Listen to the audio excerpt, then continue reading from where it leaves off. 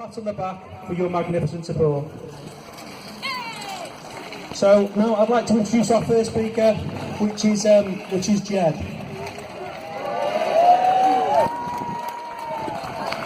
Jed's worked tirelessly from the outset in setting up the Ellesmere Port Frack-Free group in the town, along with many others. He has also supported the Anti-Fracking movement at the site near Blackpool and around the region in general. Brilliant to see so many faces. It really has made my day. Just seeing so many here, so that's really cool already. I'm hoping that some are here who are here to find out and learn about fracking, because it's great we've already got a community that's built up over the last 3 years, supporting the anti-fracking movement and stuff, but we need to get word out to a wider audience. I'm not going to go into the details of fracking, hydraulic fracturing, what the actual process of it is. There's stalls back there, the Frack-Free D stall. You can get some information. Come and talk to me later, talk to any of the organisers, the guys in the high-vis and stuff. They know what's going on. They can give you the information, explain why we're so passionate and so worried about what's happening and what can happen to our environment. A few years ago, that kind of thing, none of us would have known about what happened. 3 years ago when we were protesting then, it was already, the planning permission was already given. It had been handed out, signed away, no one knew what was going to happen until a small group of people realised that it was happening and people started getting together.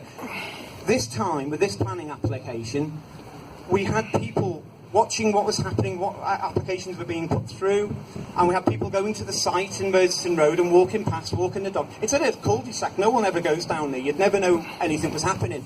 But a little A4 notice was put outside, and it was this planning application. And we did our research, checked on the council site, and we found out about it. So it's important that what happened 3 years ago created this community that cared. And we need more of you. We definitely need more of you helping. So now we've got people scouring the application and its related documents, asking questions of the council officials, as well as other stakeholders like United Utilities. It's that type of work, that dedication, that direct action by community members that starts the process, that slows everything down for these gas companies. It costs them money, it's time delayed, it's the shareholders that think, we don't want to get involved in that. The community aren't happy with it, they're stopping it in every step. And all that, it makes it harder for them.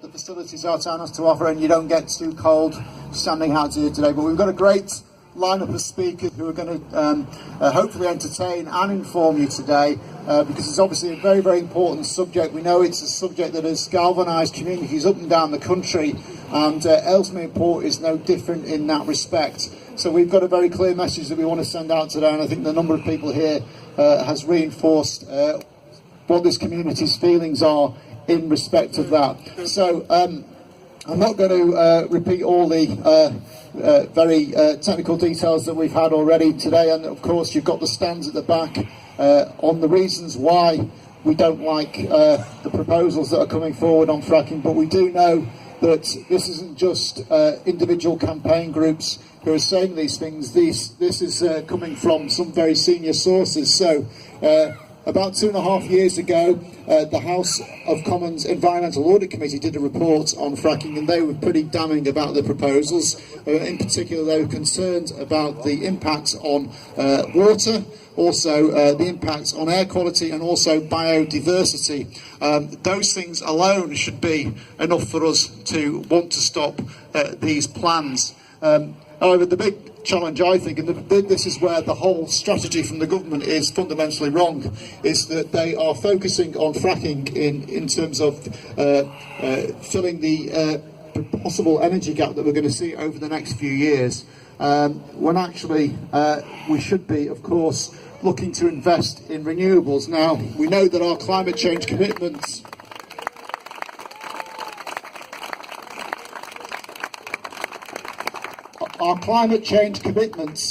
require us to limit any global temperature increases to less than 2 degrees. I think if we carry on down this road, there's absolutely no chance of us making it. I think that if this current sort of push for fracking is allowed to take hold in this country, all the investment, all the attention will go on that industry, and renewables will get pushed to the side. And by the time we realise that actually we need to do something really serious about climate change, it will be too late. So we've got to hold up and start the fight now.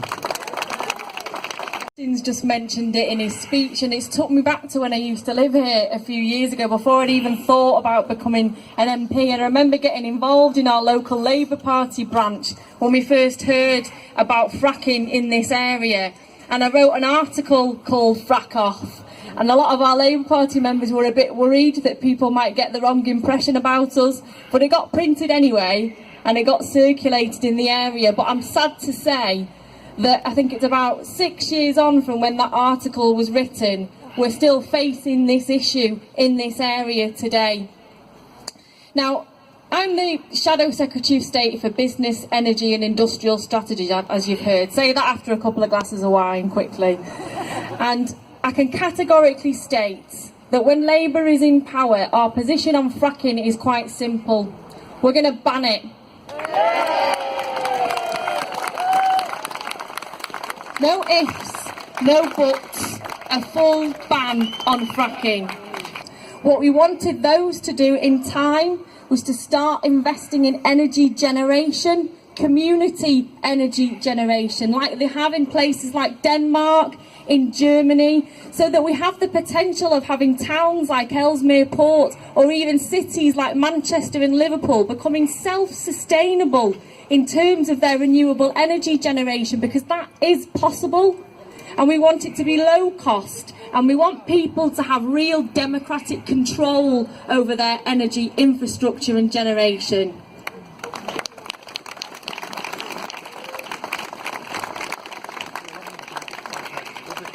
Now, another important aspect to our policy was in relation to energy efficiency. I know a lot of people here have probably seen the film I, Daniel Blake, where the poor family is having to heat their hands over a plant pot with a candle underneath it. Well, that's not a one-off event, unfortunately. I know, speaking to Justin and Mike and Chris Matheson, that this is happening all over their constituencies. It's happening every day in my constituency in Salford. And people are living on the edge. And it's not just because they can't afford to pay their bills, it's because their homes aren't adequate and they're not fit for purpose. So that's why we said that in the next Labour government we would insulate 4 million homes as an infrastructure priority. We would make sure that people on low incomes had access to that immediately, and that those landlords and people on higher incomes would have access to specific low-cost loans and grants in order to do it. Because we have to bring our energy consumption down, as well as making sure that we get it from renewable sources in the future. Now, I don't want to speak here all day, because I could go on for hours about our industrial energy policy, but just to say that we're only here for a specified period of time on Earth. And one of the reasons that I became an MP, and I'm sure my colleagues did the same thing, is that because we wanted to look in the mirror and say to ourselves that, yeah, when we were here, we made our time count. We tried to leave a better world for our children and grandchildren. And I know you're all here today because you know that that better world is possible. And you're going to be marching and handing out leaflets and making sure that this message is spread around, because everybody wants the same thing. They want a bright, hopeful future. So thank you for what you're doing. Thank you for spreading the word. And together we can make sure that that better world gets here a lot quicker than we expected it to. Thanks very much.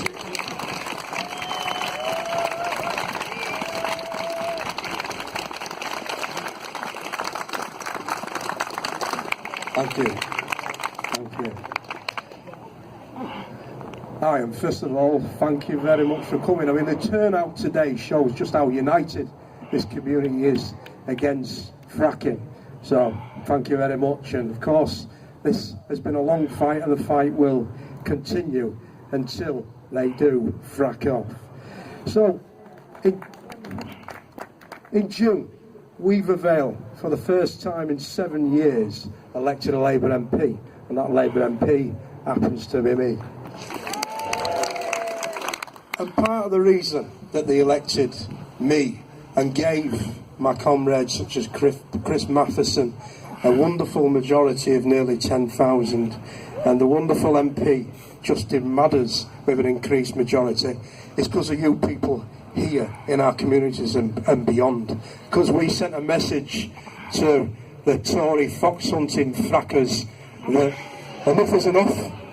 We're going to send you a signal, and we're going to basically prove the pundits wrong and have a bit of people power. So, you know, we're on the cusp, I think, of changing this current unwanted, chaotic government, but we've got fights in the community to focus around, and this fight against fracking we're going to basically take to the wall until we're defeated the companies such as Ineos and iGas with an outdated, unwanted industry.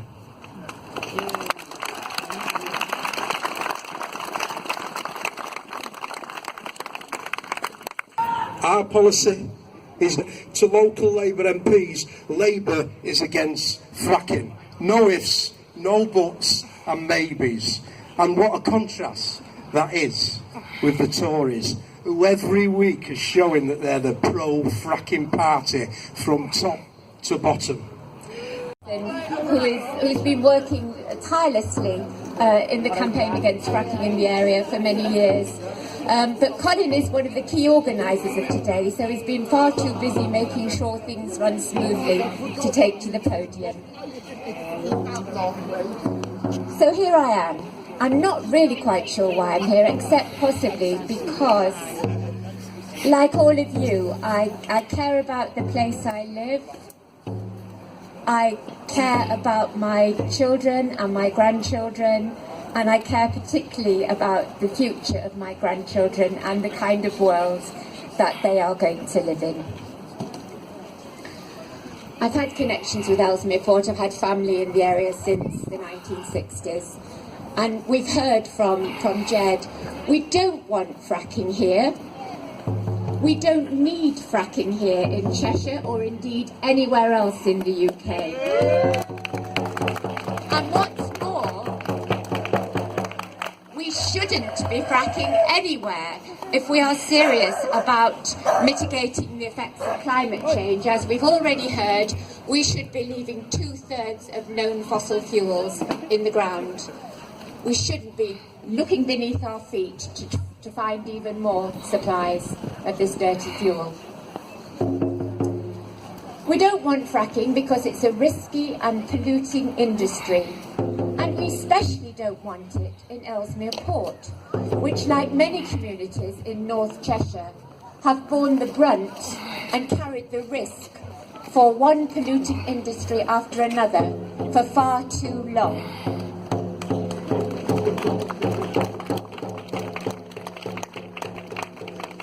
We know that fracking will bring an increase in air pollution through flared, sorry, my nerves are catching up with me, through flared gas, through all the lorries that will be visiting the multiple well sites 24 hours a day, day after day. This is already an air quality management area. We don't need more air pollution, and we shouldn't be expected to accept it.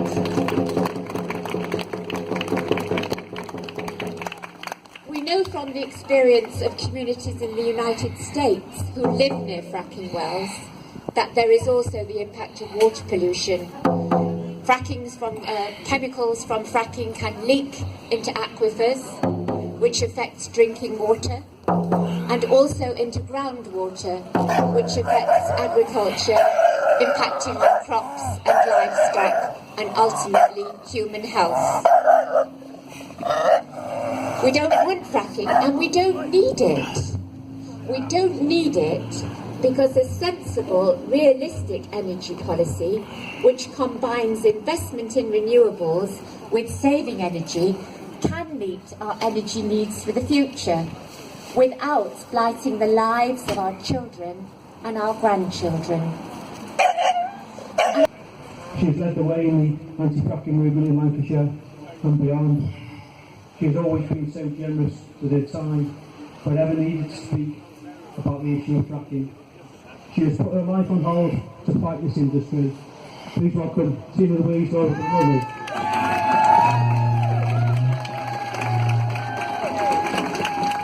Afternoon, got another cold one outside. So, what's the good news? The good news is it's 2017. By 2018, April, we will be 7 years down the line since they stuck a drill into Blackpool and caused earthquakes. And there is no fracking production yet. And the only reason for that, because each year, and I remember Quadrilla saying it in 2012, 2013, next year will be in full production. We will have a full production site. Then 2015, then 2016, then 2017. And so here we are, and there is no full production site. Yes, they've tested, they've prodded, they've poked, they've got all over the place, but there is no production site. And the reason for that is that there are people like us all over the country who stood in resistance to this. And what started as 3 small groups back in 2011 has now reached more than 400 groups across the country. If they move a rig, we move a cab. If they put a council planning objection in, we bring people to object. A council plan in, we bring people to object. And across the country, people of every age group, every social sector, and every ability have found a way to be involved in this fight. And you know, we find our slowest slow walkers to the front of trucks come from our older generation, from our disabled. There is everything for every generation and every ability. And there is no reason not to be involved in this fight. This is a fight that whether you're Labour, whether you're Green, whether you're Lib Dem, whatever you are, you can require air and water. And you require agriculture for the future. And to abstain from being in this fight is to abstain from your obligation as a parent, as an aunt, as an uncle. Whatever your role is, you are going to let down the next generation if you don't find your place in this. But there is a place in this. I look around and I can see people from various camps across the country, and it is one of the most uplifting and rewarding. When Steve introduced, he said, I'd put my life on hold. I'll say yes, but there's this other side, which is, I remember when I first walked through the door marked activism, thinking, wow, I've been in the wrong room all my life. And shit, there's 1,000, so there are children, there are 1,000 more doors. And there is so much that requires our attention. But from once, blissfully ignorant communities, going about our lives, paying our taxes and doing our bit, and maybe believing the media, there are people in towns across the country who have woken up through fracking, just because of this subject, to realise that the media is owned by very few people, and that maybe it prints more press releases than it prints anything else. And that academic institutions have their reports paid for. And therefore, when it says this is safe, maybe that's because someone paid for them to only look at the bits that would be safe and to not talk about the bits that weren't. And you will discover that many of your councillors are totally inept and know nothing of the subject. We've spent more time educating councillors than anything else in the last 6 years. They will support the anti-fracking community and they will stand alongside us. And we see Unite banners and PCS banners and Teachers Union and Fire Brigades Union and the University and Colleges Union. Wherever we go, we are so well supported because we are right. And what about this? When you think about it, when we first started taking bites out of this industry, we thought this is such a big job. This is huge. But in the meantime, before we can get our government to take us seriously, we'll nibble away at the edges, which we did in Ireland, Northern Ireland, Wales and Scotland, who their sides too. Eddie Stobart pulled out of supplying the fracking industry, and it dented the stock market hugely because the frackers realised we might start getting a bit clever, a bit coordinated, and taking them out in many ways. So we have. So whatever you are in society and whatever you're doing, I promise there is a really rewarding role. I feel like a recruitment sergeant. It's great. You'll have no money, you'll be really cold, and you'll spend a lot of time at the side of a road, and maybe the police will be a bit mean, but you will stand alongside some of the most noble and courageous and honourable people you will ever meet. And you will live your life no longer thinking, where shall I go on holiday and what will I buy, because you won't have any money, but you will end up thinking, I live with such purpose. and my children and my grandchildren will thank me. And I didn't sit back and take the easy ride. I will fight this every step of the way. Thank you.